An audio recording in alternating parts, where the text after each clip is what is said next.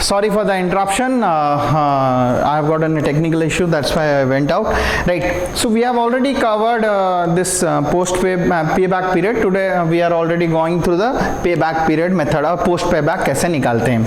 मैंने आपको पहले ही बताया कि payback period doesn't consider the cash inflows after the payback, but ये post payback आपको cover करता है. सर डायरेक्टली चलते हैं बैकबोर्ड पे और एग्जाम्पल सॉल्व करेंगे, आपको ज़्यादा क्लियर होगा ये picture.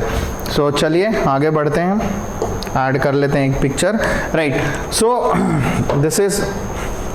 this is post payback. When I am talking about the post payback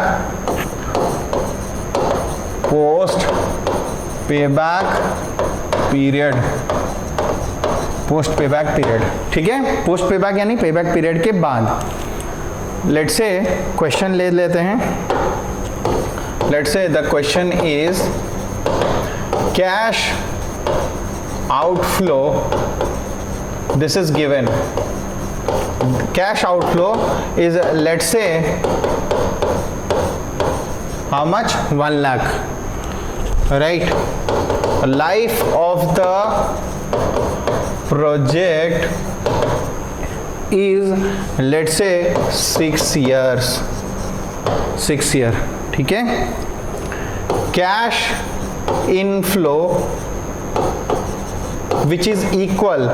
यहाँ पर याद रखिएगा कि इन इक्वल क्या होता है, अनइक्वल में भी मैं आपको बता चुका हूँ. This is 25,000. कितना आ रहा है? 25,000. यहाँ पर क्वेश्चन बोला है कि to find the payback period. ठीक है. Post payback period. और क्या बोला है? पोस्ट पे बैक प्रॉफिटेबिलिटी क्या होती है, and the index also. Post profitability index also. ठीक है. आप देख लिए पेबैक पीरियड गिवन में कैश इनफ्लो आउटफ्लो इतना है, लाइफ ऑफ द प्रोजेक्ट इतना है. चलते हैं सॉल्यूशन की ओर. तो सबसे पहले निकालते हैं payback period. What is the payback period? This is nothing but, मैंने क्या बोला था, outflow by inflow. This is outflow by inflow. तो अपन का यहां पर बात कितना आया? 1,000 रुपए, sorry 1 lakh by 25,000 gives you how much? 4 years. ये आपका पोस्ट पेबैक, ये आपका पेबैक पीरियड हुआ. ठीक है. नेक्स्ट पे आते हैं पोस्ट पेबैक यानी post payback period. This is what? Post payback निकालने का तरीका, life of the project minus payback period. This means what? The life of the project minus, मैंने आपको क्या बोला? payback period. This means what? It is 6 minus 4 years. This is 6 minus 4 years. क्योंकि आप देख लीजिए लाइफ ऑफ द प्रोजेक्ट 6 साल है, पेबैक पीरियड निकल गया 2 साल. सो एक्स्ट्रा कितना निकला? 2 साल. यानी 2 साल आपका पोस्ट पेबैक पीरियड है. क्लियर? ये आपका पोस्ट पेबैक पीरियड है. अब बात करते हैं पोस्ट पेबैक प्रॉफिटेबिलिटी और उसके इंडेक्सिंग पर. पोस्ट पेबैक, हाँ मैं अब बताना चाहूंगा कि मान लीजिए ये 2 साल, ये जो 2 साल निकला क्या है? ये एक्स्ट्रा है. राइट. ये एक्स्ट्रा निकल रहे हैं, यानी एक्स्ट्रा वाले साल में भी हर साल इनफ्लो आएगा, यानी हर साल 25,000 रुपए आएंगे. तो पोस्ट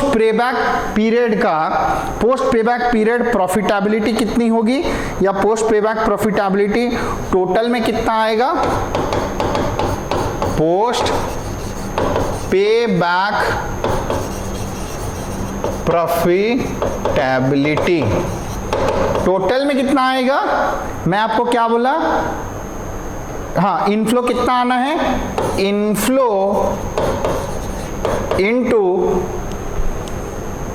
पोस्ट पेबैक पीरियड, यानी हम क्या कह सकते हैं, कॉलम नंबर 2 को inflow into column number 2, that means 25,000 into 2 को हम क्या करेंगे, मल्टीप्लाई कर देंगे, तो this will give you what, 50,000 rupees. So ये आपको क्या है, 2 साल के अंदर जो आपको प्रॉफिटेबिलिटी मिली है, राइट, 2 साल के अंदर प्रॉफिटेबिलिटी मिली है, this comes under the part. Now अब पोस्ट पेबैक प्रॉफिटेबिलिटी इंडेक्स की बात करेंगे, तो ये क्या है, पोस्ट पेबैक प्रॉफिटेबिलिटी इंडेक्स बोलता है कि आपका जो टोटल आउटफ्लो है, आपका जो टोटल आउटफ्लो है उसमें से ये पार्ट कितना परसेंट है। फिर से बोल रहा हूं कि आपका जो टोटल या इनिशियल कैश आउटफ्लो है उसका ये पोस्ट पेबैक प्रॉफिटेबिलिटी कितना पार्ट है, ठीक है, इसको हम निकाल सकते हैं, सीधे हिसाब किताब है इसके। पोस्ट पेबैक प्रॉफिटेबिलिटी इंडेक्स निकालेंगे तो सीधा बात है, कॉलम नंबर 3 को अगर हम कॉलम नंबर 3 को डिवाइड करेंगे आउटफ्लो से और मल्टीप्लाई कर देंगे 100 से, then we will get what, this 50,000 by 1 lakh into 100 gives you how much, यहां पर 4 0 काट दीजिए, यहां पर 4 0, यहां 1 0, यहां 1 0, ये सीधा सीधा आपको 50% देगा। यानी जो पोस्ट पेबैक है, जो हम इग्नोर कर रहे थे पेबैक पीरियड में, वो सिर्फ पोस्ट पेबैक पीरियड आपको कितना परसेंट दे रहा है आउटफ्लो का, 50%। तो हम भाई क्यों नहीं उसको क्यों हम इसको इग्नोर करें, why not to accept this one, so this comes under the part, और ये उसका व्हाट यू से, इसका जरूरत इसीलिए पड़ता है। So I can give the conclusion that since post payback period covers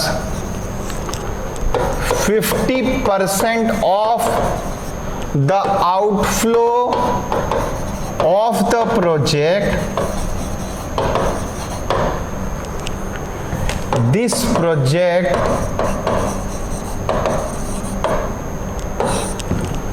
is suitable and best to go ahead। Clear है मेरे ख्याल से, दैट आपको दिख रहा है कि हाँ वो 50% ही आपका टोटल 1 लाख को निकाल दिया है पोस्ट पेबैक पीरियड, तो हम इसको क्यों ना एक्सेप्ट करें। क्लियर है। सो पहला और दूसरा traditional method is clear. The very next method we will talk about is the accounting rate. क्या होता है अकाउंटिंग रेट ऑफ नेक्स्ट। अब दूसरे मेथड पे आते हैं, जब हम अकाउंटिंग रेट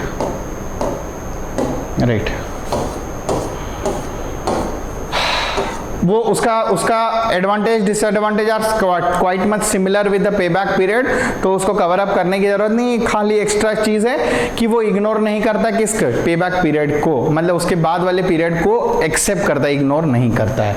नाउ अब आते हैं average accounting rate of return method पे। जैसे ही टॉपिक पे बात जाती है accounting rate of return method पे, तो अकाउंटिंग रेट ऑफ रिटर्न यानी रिटर्न्स के बारे में बात करना, यानी प्रॉफिट्स के बारे में बात करना। तो यहां पर हम सीधे सीधे तरीके से प्रॉफिट पे आ जाते हैं और प्रोजेक्ट को एक्सेप्ट करते हैं इन टर्म्स ऑफ प्रॉफिटेबिलिटी कि भाई project A if giving you more profitability then project B, then project A will be accepted as anyhow. ठीक है, ये चीजों को हम कंसिडर यहां पर करते हैं। कैसे करेंगे, क्या करेंगे, वो एग्जाम्पल के थ्रू आप आराम से समझ सकते हैं। Now what is average rate of return? Average rate of return means the average rate of return or profit taken for considering the following project। जैसे एक प्रोजेक्ट मान लो 5 साल के लिए एस्टिमेटेड है और हर साल आप सोचे हैं, फॉर एग्जाम्पल यहां पर अगर आप देखना चाहें, इफ द प्रोजेक्ट, अरे यार राइट, अगर आप प्रोजेक्ट को देखना चाहें, ना ना ना ना ना ना, if we are talking about the project, if the project is of, just suppose the life of the project, if the life of the project let's say वो 6 साल है, let's say वो 6 साल है, ठीक है, and every year it gives you 50,000 of returns, या फिर इसको ऐसा करते हैं, इसको अंडू कर देते हैं एक बार, इसको 6, मान लो ये एवरेज देता है 30,000 हर साल पर ईयर। अगर आपको 6 साल लाइफ ऑफ द प्रोजेक्ट है, every year it gives a profitability of 30,000 per year. तो यहां पर आपका एवरेज रिटर्न क्या हो जाएगा, सीधा सीधा आपको एवरेज निकालना है, 30,000 बाय 6,000 कर दीजिए, ये निकलेगा 5,000, यानी आपका एवरेज रिटर्न कितना बन जाएगा, 5,000 रुपए। इसके बेसिस पर हम चेक करेंगे कि प्रोजेक्ट को एक्सेप्ट करना है कि नहीं करना है।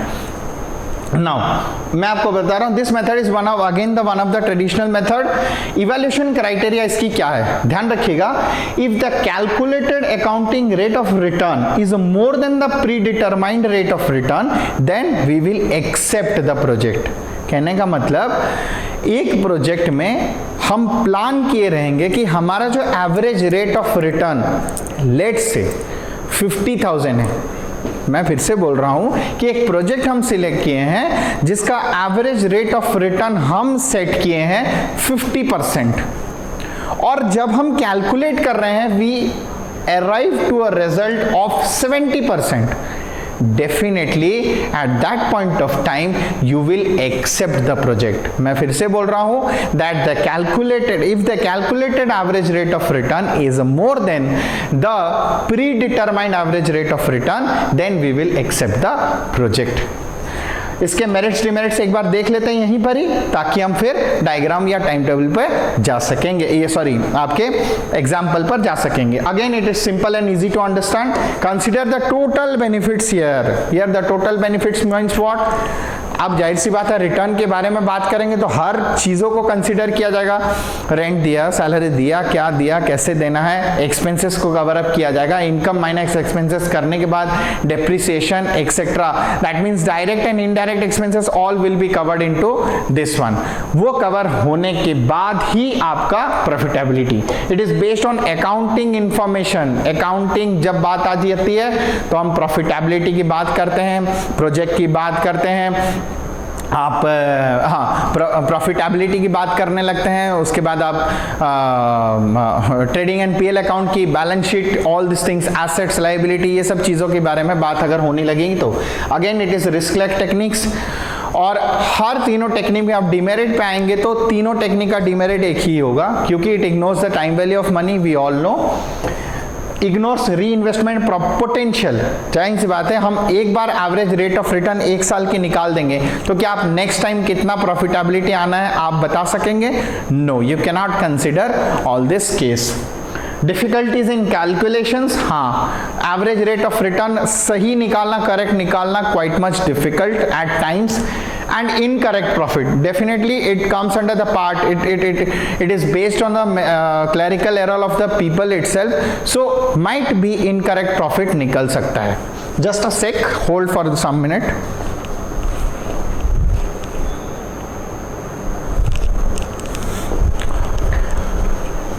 yeah, thank you for bearing, right, so this is the example। अब सीधे सीधे चलते हैं एग्जाम्पल के, आपको एग्जाम्पल जब आप देखेंगे तो और आप क्लियर हो जाएंगे। अपने ब्लैक बोर्ड पर चलते हैं, चलिए नेक्स्ट हम इसको आगे बढ़ा देते हैं, accounting rate of return method पे चलते हैं।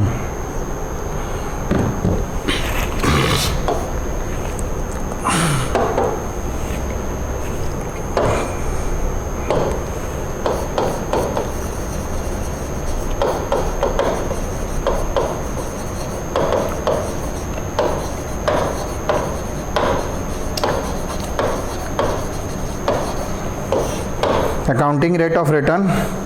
Let's say there are given, यहाँ पर आते हैं given में, there are given two proposal, given two proposal. वो proposal को हम देखते हैं. Number 1 proposal 1 and number 2 proposal 2. ठीक है, आप एक बार चेकआउट कर लीजिए. सीधी सीधी बात है. उसमें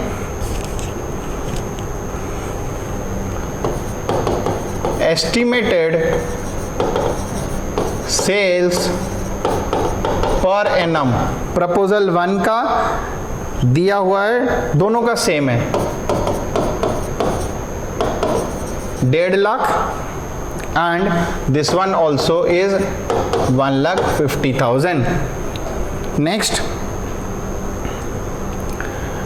cost of material, cost of material 50,000 M है 50,000. ठीक है, लेबर है 12,000, ओवरहेड है 40,000 ओवरहेड है 40,000. सॉरी, एक मिनट,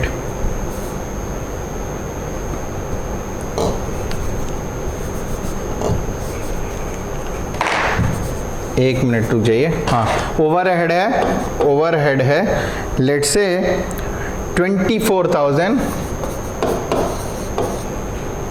इसका है वही 50,000, इसका वही सेम है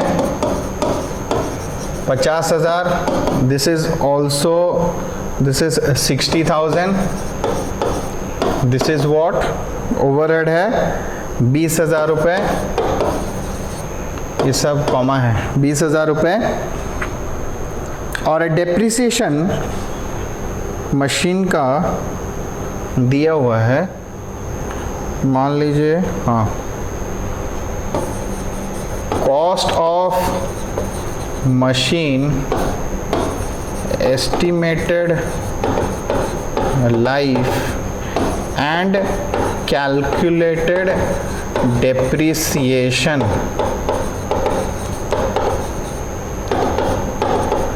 देखिए एक बार, कॉस्ट ऑफ द मशीन आपका पहला वाला में 2,20,000 रुपये का है.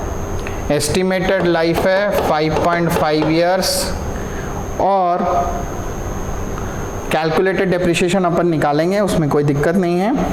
इसका है टोटल है, इसका है cost of the machine 60,000. Cost of the machine is 60,000 and calculated depreciation is इतना. देखिए फिलहाल के लिए क्वेश्चन में यही है. हमारे पास क्वेश्चन में क्या लिखा है कि we have got 2 projects with us. Sorry कितना लिखना पड़ रहा है, लेकिन आपको लिखे लिखे समझ में भी आएगा और आप हमारे साथ साथ सॉल्व करेंगे प्रॉब्लम.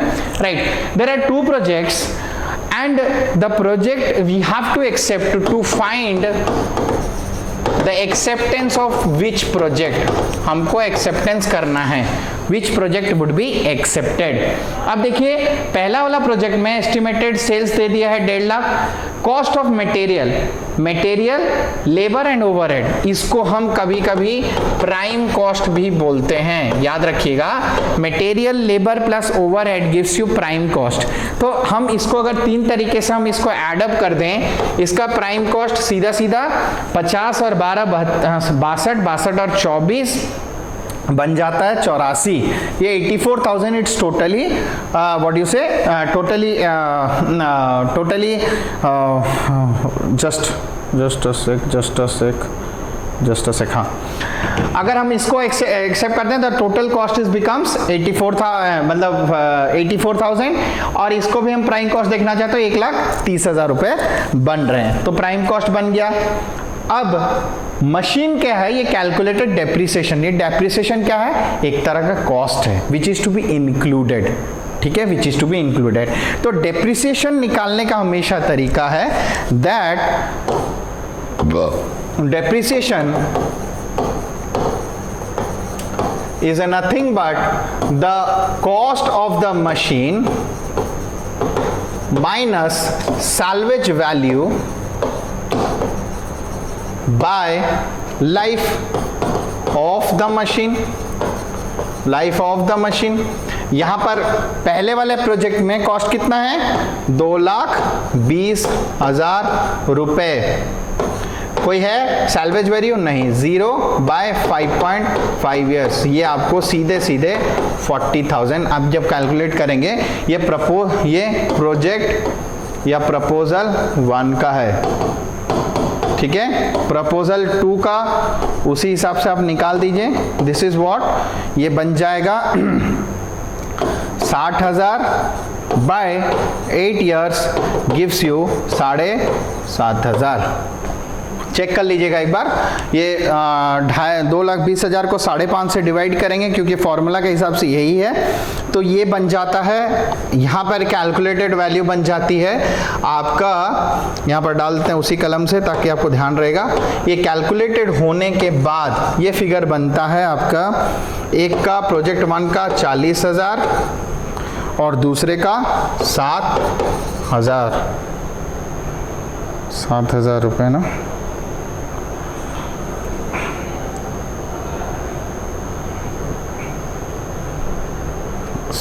8 7 जा 56 4 7,500। This is 7,500, sorry.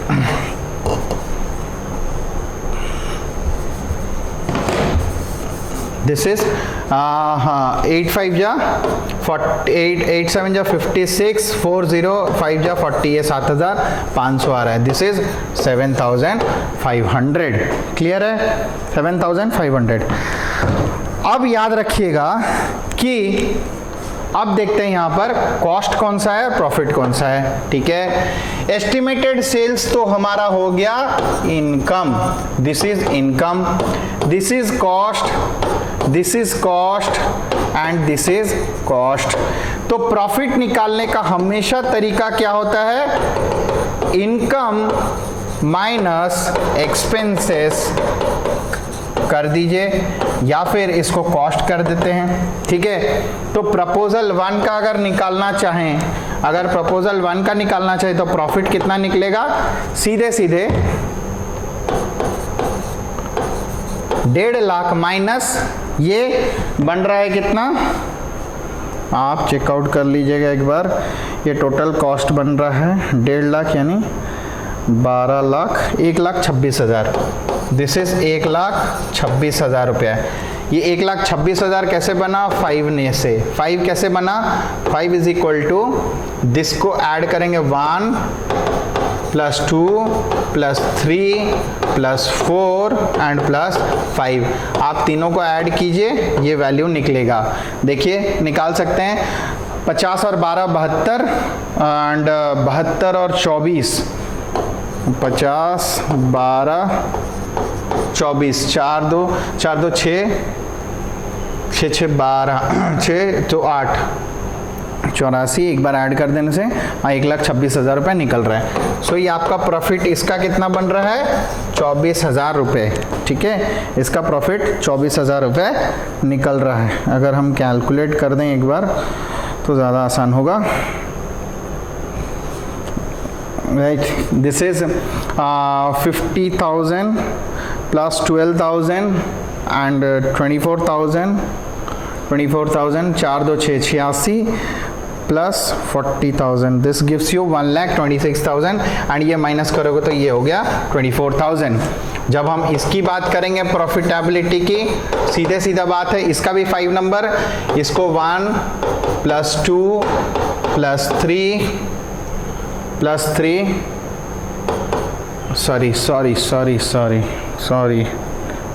सॉरी, हाँ राइट, ठीक है, कोई दिक्कत नहीं है ना। इसको यहाँ पर ऐड मत कीजिए, ये वाला, सॉरी, इसको ऐड मत कीजिए, 2,20,000, ये तो कॉस्ट ऑफ द वैल्यू है, ठीक है। ये 5 कैसे निकलेगा, 1 + 2 + 3, दिस इज 1 + 2 + 3, इसमें भी 1 + 2 + 3 प्लस ये 4, तो यहाँ पर income minus expenses, income same है, दैट इज कॉल्ड 1.5 लाख रुपए, माइनस एक्सपेंसेस 1 + 2 + 3, 60 बार 80, 1,30,000, 1,30,000 और ये आपका 1,30,000, राइट, अकाउंटिंग ये 1 लाख, ये 1.5 लाख रुपए है, एक बार याद रखिएगा, दिस इज, अरे यार, दिस इज 50,000, ठीक है, सॉरी, 1.5 लाख रुपए हैं, ठीक है, this is 50,000, this is 50, 60, 1,30,000, 1,37,500, 1,37,500 minus 1,12,500,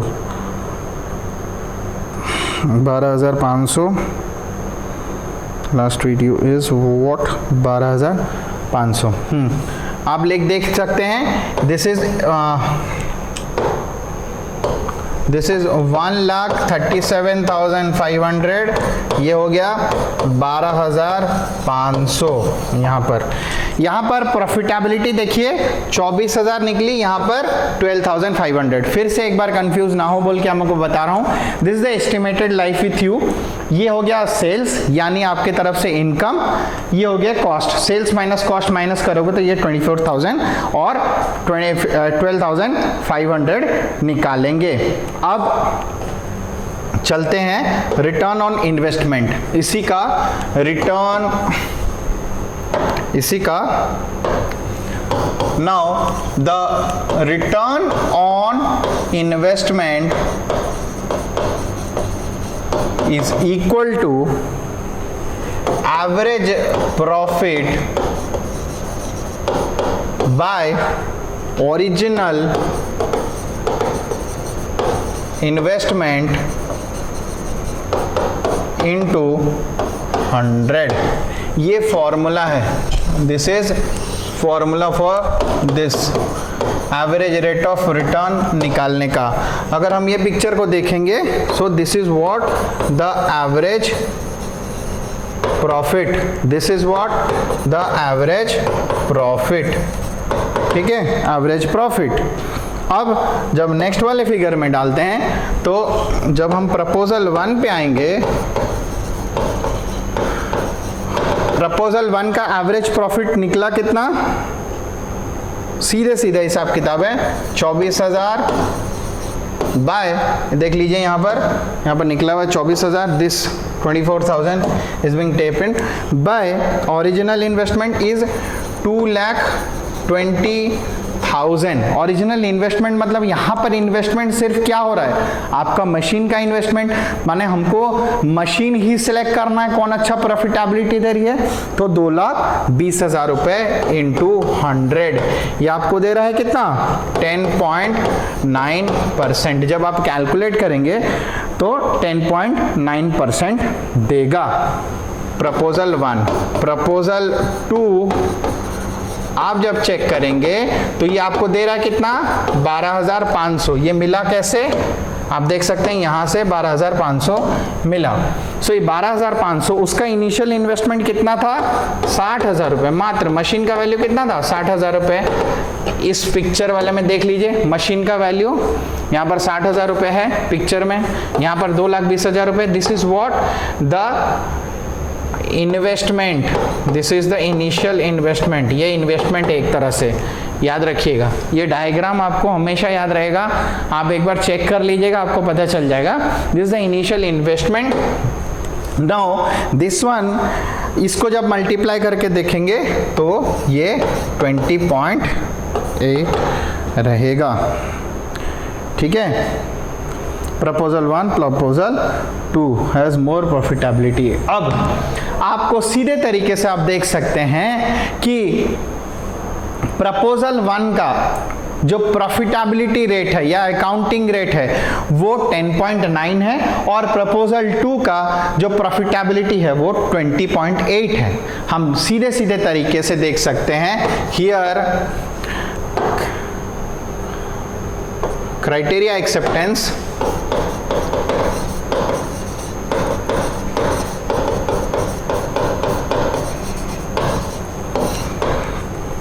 since proposal to accounting rate of return is 20.8%, which is greater than proposal 1 that is 10.9, यानी जब 20.8% is greater than 10.9%, we will accept the project or proposal 2। इसको हम choose करेंगे। आप clearly आप देख सकते हैं कि we will accept the project to anyhow, ठीक है, ये आपका क्राइटेरिया होना चाहिए। आप क्लियर हैं इन सब चीज़ों से? So this is all about your accounting rate of return. बीच में थोड़ा कैलकुलेशंस या फिर राइट आंसर्स ये क्वेश्चन लिखने में थोड़ा टाइम लगा, but this is as simple as that. कुछ नहीं करना है, आपको average profit by average investment निकाल देनी है, ठीक है। फिर से आपको बता रहे हैं, you don't have to go, you just find out, या फिर रिटर्न ऑन इन्वेस्टमेंट निकालने के लिए average profit by average investment निकाल दीजिए, इनटू 100 कीजिए, your answer will be this. आप फिर से एक बार देख सकते हैं, इसको चेकआउट कर लीजिए।